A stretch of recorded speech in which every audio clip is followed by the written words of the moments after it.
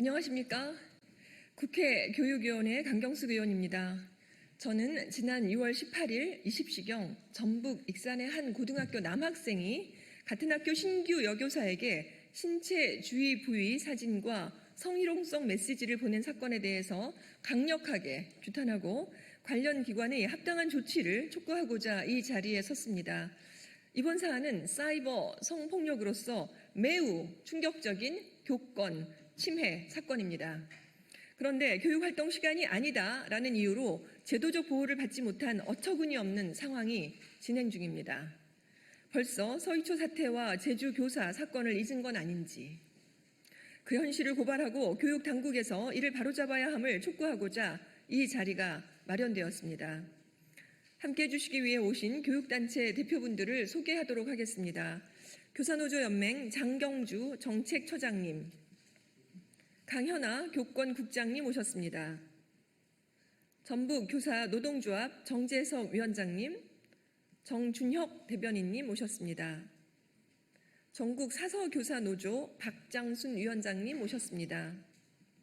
전국특수교사노조 장은미 위원장님 오셨습니다. 경기교사노조 이지혜 연대사업국장님 오셨습니다. 충남교사노조 이지윤 교권국장님 오셨습니다. 중등교사노조 왕건환 연대협력국장님 오셨습니다. 낭독 후에는 강현아, 이지윤, 왕건환님께서 자유발언해 주시겠습니다. 상식적인 말이지만 교육활동은 교실과 수업 시간에만 국한되지는 않습니다. 학생과 학부모 상담, 생활지도, 정서적 지원 등이 있고 이는 메신저, SNS 등 디지털 매체를 통해 거의 모든 시간, 실시간에 걸쳐 지속적으로 이루어집니다. 이를 포괄해 교육활동이라고 하는 것이고 모두 교육적 행위입니다.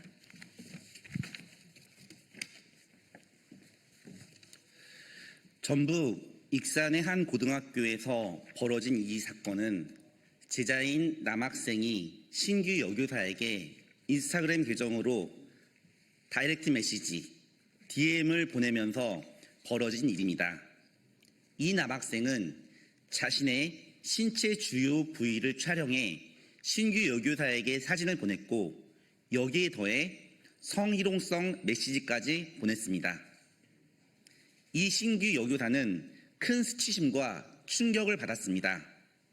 사건 이후 일부 학생들이 이 사건을 이미 알고 있다는 것에 또 한 번 상처를 받았습니다. 이윽고 교사는 정상적인 수업 진행이 어려운 상태에 이르렀습니다. 해당 사진과 메시지는 인스타그램에서 1회 열람 후 삭제되는 방식이어서 증거 확보도 어려웠습니다.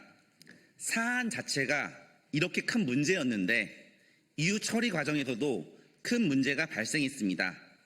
피해를 받은 신규 여교사는 교육활동 침해를 호소하며 학교에 신고했고 학교는 익산교육지원청에 사안을 보고했습니다.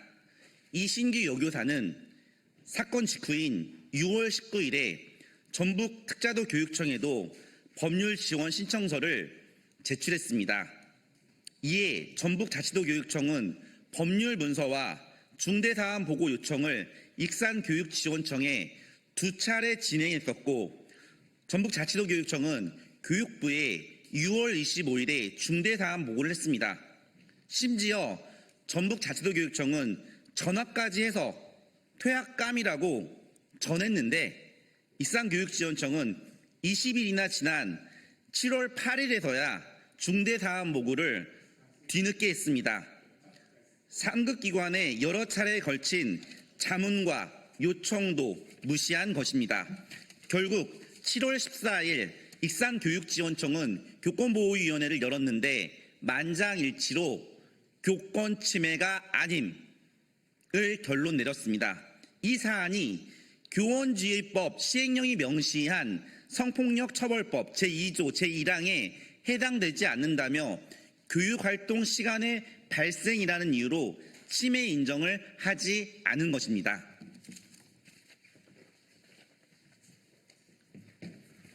익산교육지원청과 전북교육청에 묻습니다. 이 사안이 중대한 성폭력 사안이 아닙니까? 이 사안이 교육활동 침해 행위가 아닙니까? 지금 대한민국에서 SNS를 안 쓰는 사람이 어디 있으며 교육활동 침해가 성립이 안 된다는 근거가 어디 있습니까? 이는 피해 교사의 고통뿐만 아니라 현장 교사의 현실을 철저히 외면한 판단입니다.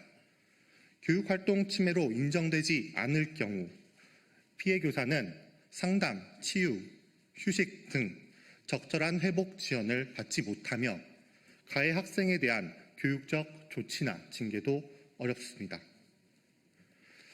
교육부와 전북교육청 그리고 익산교육지원청에 다시 묻습니다. 큰 충격과 아픔을 겪은 이 교사는 어떻게 해야 합니까? 누가 어떻게 책임을 져야 하는 것입니까? 교사 홀로 감당해야 합니까? 중대사건도 교육활동 침해도 아니라면 과연 어떤 사안이 중대사안이라고 교육활동 침해라고 할 수 있겠습니까? 지금 교육 현장은 교사에 대한 침해가 일상적으로 발생하고 있는 매우 위태로운 상황입니다. 교사들은 수업 외 시간에도 학생 상담과 생활 지도를 위하여 문자, SNS 등 다양한 채널을 활용하고 있습니다. 그 과정에서 교사들은 성희롱, 모욕, 위협 등에 노출되어 있습니다. 해당 교육지원청은 2024년도에 14회, 올해는 현재까지 6회의 교권보호위원회를 개최했었습니다. 그러나 교권 침해로 판정된 결과는 단 한 차례도 없었습니다. 또한 2년 전에는 유사한 성추행 사건이 발생했으나 교권보호위원회조차 없었던 사실도 있습니다.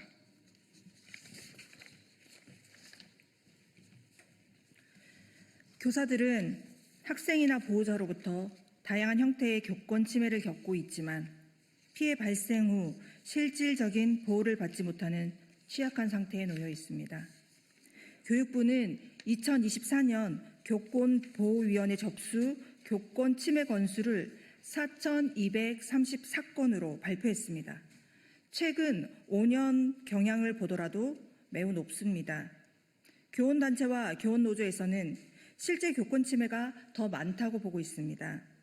2023년에만 10년차 미만 교사는 500명 이상이 학교를 떠났습니다. 교권 침해, 교육 현장에선 여전히 너무 많고 제대로 잘 해결되지 않고 있습니다. 이대로 둘 것입니까? 서희초 사태와 제주 교사 사건을 잊은 것입니까? 여기에 더해 교권보호위원회의 구조적 한계도 큽니다. 실제로 현행 교권보호위원회는 현장 교사의 관점을 제대로 반영하지 못한 채 운영되고 있습니다. 평교사위원회 비율이 10% 미만이거나 아예 없는 경우도 있습니다. 위원회 다수는 교육 현장 경험이 부족한 외부 인사이며 위촉 과정도 불투명합니다. 이번 전북 익산 사건에서 SNS를 통한 성폭력이 교권 침해로 인정되지 않았는데 사안이 위원들의 해석에 따라 결과가 달라질 수 있음을 보여줍니다. 또한 교권보호위원회가 정작 교사를 보호하기 위한 조직임에도 불구하고 실제로는 교사를 보호하지 못하는 현실을 그대로 보여주는 사례가 될 것입니다. 교권보호위원회가 교권침해위원회가 되는 우픈 현실입니다. 교권보호위원회는 단순한 심의기구가 아니라 교사를 보호하는 마지막 보루이자 유일하게 기댈 수 있는 제도적 장치입니다. 위원회 구성의 전문성 강화, 평교사 비율 확대, 위촉 과정의 투명화, 이런 기준의 현실화 없이는 제도에 대한 신뢰 회복은 불가능합니다.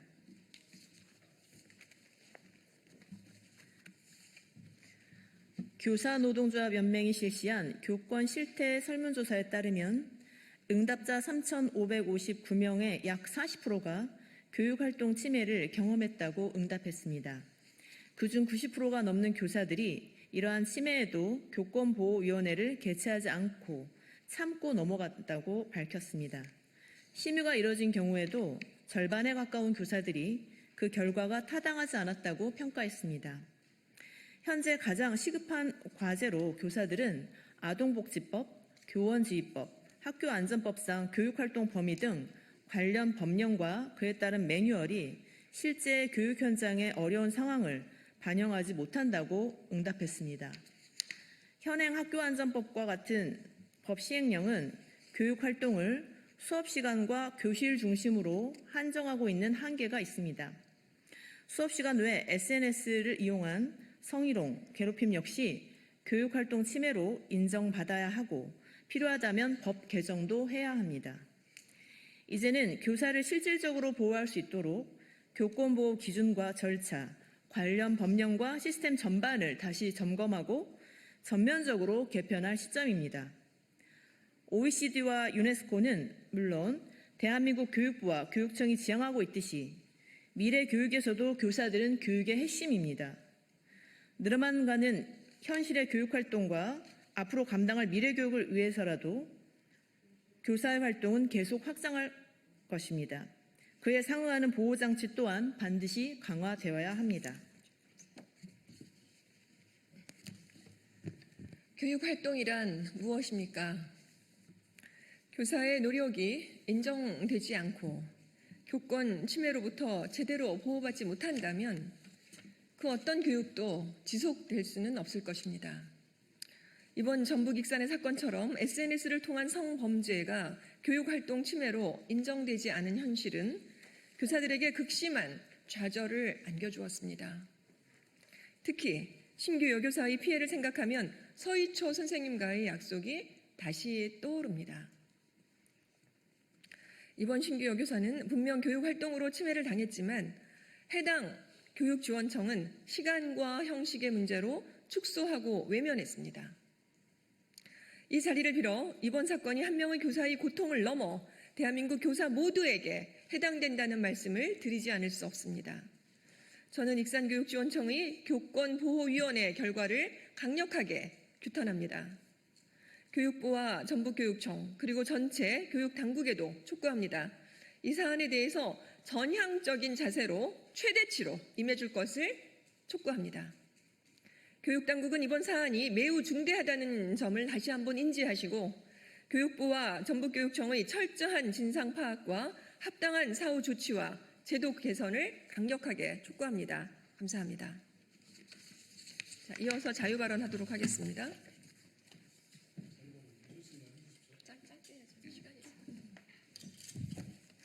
네, 안녕하세요. 전북교사노동조합 수석부위원장 강연아입니다. 저는 오늘 이번 디지털 성범죄 사건의 피해 선생님과 함께 나눈 이야기를 바탕으로 그 목소리를 대신 전하고자 이 자리에 섰습니다. 처음 이 사안을 접했을 때 익산교육지원청이 내린 교육활동 침해 아님이라는 결정을 도저히 납득할 수 없었습니다. 피해 선생님은 학생들의 동기 유발과 상담 등 교육적 선의를 가지고 SNS 계정을 운영해 왔습니다. 하지만 그 교육적 선의는 익명의 학생에 의해 무참히 짓밟혔고 교사는 심각한 디지털범죄의 피해자가 되었습니다. 더욱 안타까운 것은 가해 학생이 그 행위를 동학년 학생들에게 소문으로 퍼뜨려 선생님은 명예훼손으로 2차 피해를 입게 되었다는 점입니다. 피해 선생님은 자존감이 무너졌으며 정상적인 교육활동은커녕 평범한 일상마저 유지하기 어려운 상태에 놓여 있습니다. 그토록 사랑하는 학생들과의 소통조차 두렵게 느껴지고 교사로서의 사명감을 지키며 살아가는 일이 점점 버겁게 느껴진다고 털어놓으셨습니다. 우리 사회에서 성범죄의 피해자는 피해를 입었으나 오히려 주변의 따가운 시선과 소문 등으로 2차 가해를 당합니다. 허위 사실과 왜곡된 소문은 이제 그만 멈춰주십시오. 이 사건에 연루된 이들 사이에 책임 떠넘기기도 또 누군가의 고통을 농담거리로 소비하는 일도 모두 멈춰주시길 간곡히 요청드립니다. 깊은 상처를 입은 선생님이 다시 교단에 설 수 있도록 따뜻한 지지와 진심 어린 배려를 보내주시길 부탁드립니다. 피해 선생님은 지금도 여전히 교육자로서의 사명을 포기하지 않고 계십니다. 학생들의 성장을 돕는 교육자로서의 삶을 지키고 싶어 하십니다. 정작 본인은 더 이상 교단에 설 수 없을 만큼 큰 상처를 입었지만 가해 학생이 다른 학교에서라도 무사히 졸업하길 바란다는 메시지를 익산교육지원청 교권보호위원회에 서면으로 전달하였습니다. 극심한 수치심과 자책, 무력감 속에서도 여전히 교육자의 길을 살아가려는 이 선생님의 마음을 우리가 지켜줘야 한다고 생각합니다. 감사합니다.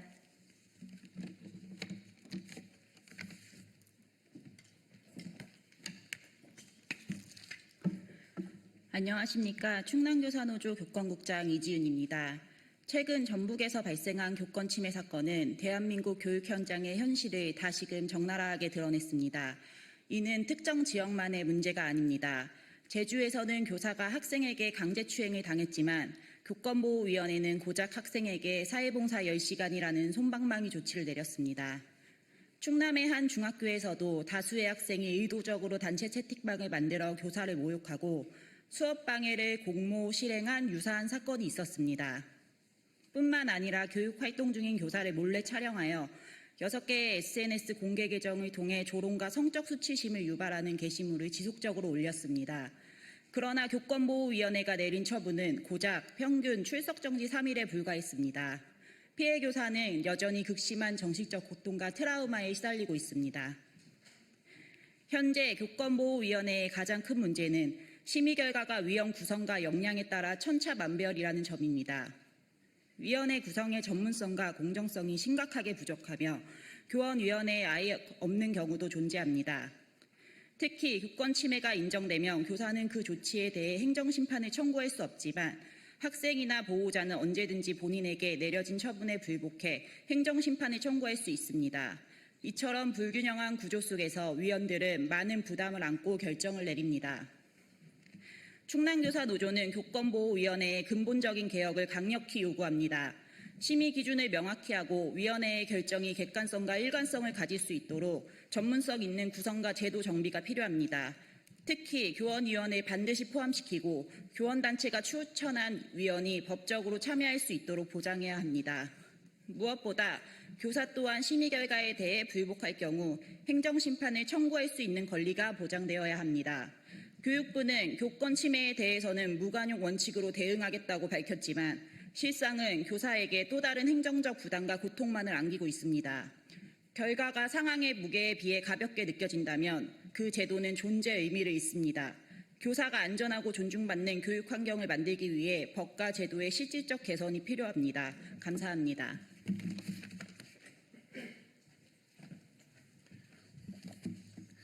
중등교사노동조합 연대협력국장 왕건환입니다. 현행 교원지휘법 제19조는 교육활동 중인 교원에 대한 침해를 규정하지만 교육활동 중이라는 개념은 정의조차 되어 있지 않습니다.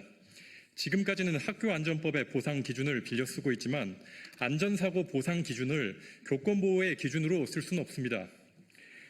우리는 제안합니다. 제19조에서 교육활동 중이라는 불필요한 제약을 수정해 주십시오. 그리고 통신매체를 이용한 음란행위, 불법 정보 유통, 날로 심각해지는 성폭력 범죄, 명예훼손, 모욕, 협박, 스토킹, 악성 민원 등의 교권 침해에 시공간을 불문하고 대응할 수 있도록 법을 개정해 주십시오. 이것으로 기자회견을 마치겠습니다. 고맙습니다.